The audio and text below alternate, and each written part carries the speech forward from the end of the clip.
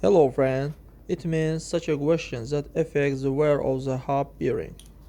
The first is associate the long-term operating and natural wear and tear. At the same time, harsh driving style, frequent consequence of the car and bad roads are the main enemies of wheel bearings. The second factor is the loss of tightness. If the protective boots are damaged during installation or during operating, the grease gradually flow out and dirt and sand gets inside. In this case, the process of wear will proceed at the accelerated pace.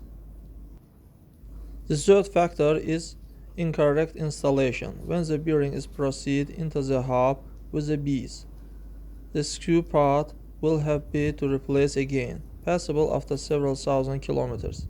Finally, overthinking during assembly can accelerate wheel bearing failure. For proper operating, the bearing must have a certain axial cleanliness.